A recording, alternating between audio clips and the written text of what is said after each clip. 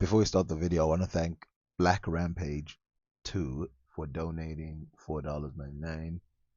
Really helps, and also it works to make me understand what videos people like and don't like.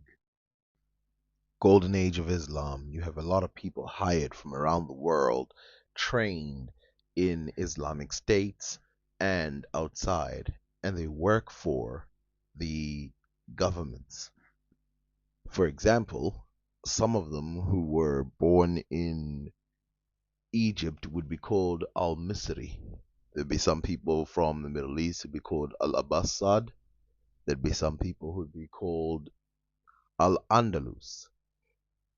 That's why it's interesting that you have people called Az-Zanji, meaning the Negro, and his name is Muslim ibn Khalid al-Zanji, and he's a jurist, and he is 100% a Negro.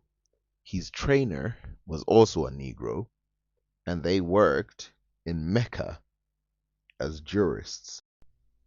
Let's read.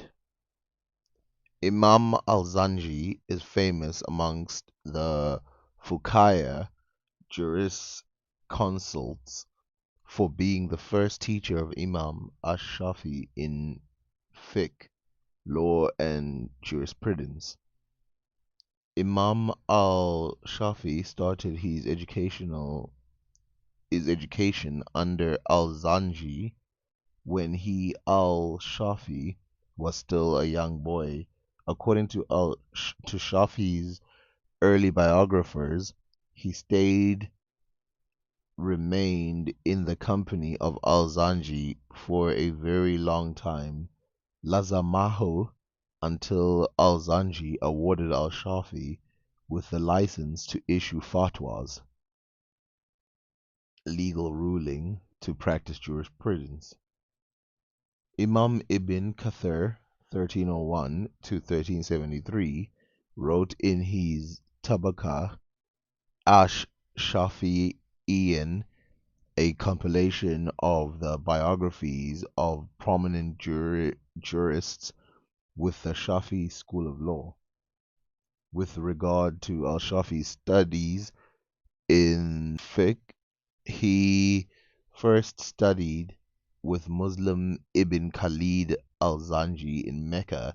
In turn, al-Zanji received his training in law and jurisprudence from Ibn Jurayah. Jurayah is Arabic for Gregorius, the great scholar of Hadith who converted to Islam from Roman Christianity, died 767 CE, and he took fiqh from Ata ibn Abi Rabah, the famous and most prominent jurist of Mecca, who also happened to be a Negro. And he studied with Abdullah ibn Abbas and Ibn al-Zubayr, as well as many other Sahabas, companions of the Prophet. Al-Zanji was from the jurists of Hijaz, and he taught Imam al-Shafi before al-Shafi studied with Malik. Muslim ibn Khalid would make mistakes on occasion in hadith. He died either in the year 179, as some have said, or 180 AH. Now let's go back to the guy that we said was also a black scholar, a black jurist. His name was Ata ibn Abi Rabah, and he was born in Yemen. And as you can see, his mother was a Nubian basket weaver, while his father was named Aslam, who is described as being dark-skinned and flat-nosed. He was a cripple and possessed a limp, and while he was born with one healthy eye, he later went completely blind. I want you to, first of all, let's first talk about two things.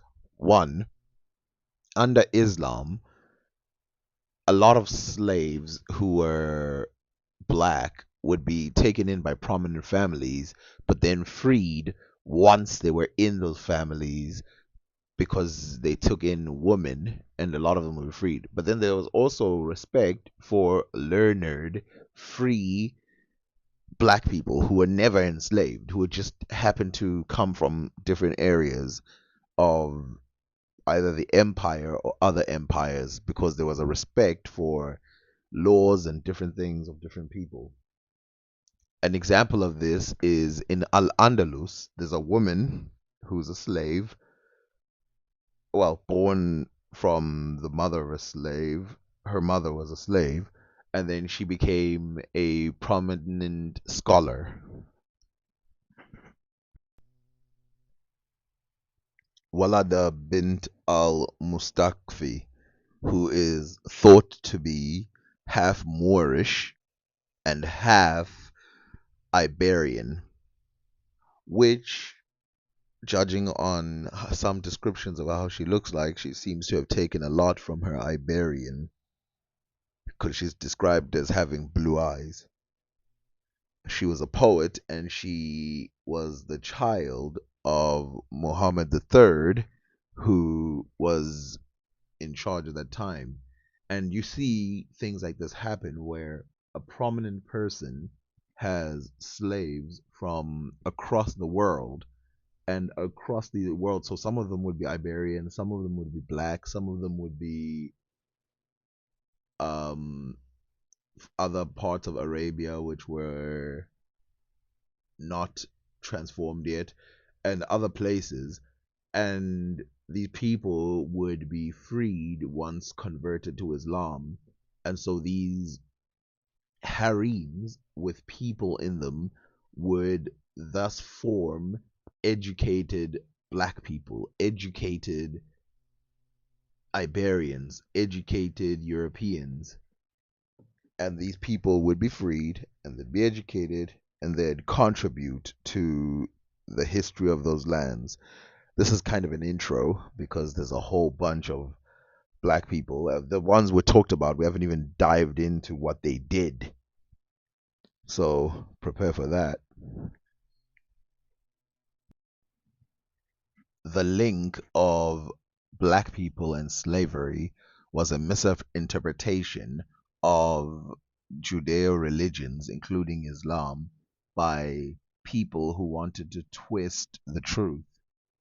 I will link in the chat a YouTube video about Ata ibn, who I mentioned earlier was a mufti, a black one from Africa, and you will see how this person will go into very much detail about how this black person played a prominent role in Islam, whereas I can't really go into depth with that. It would take forever. And like I said, there was a lot of black people who used to do this in the past. And if you believe that all people who were black in that area were all, first of all, came from the Islamic era, is not true. There were pre-Islamic era black people. And then secondly, the fact that the idea that they came as slaves is also incorrect. There was just an association with black people and slavery later because of some overzealot people who wanted to make that association.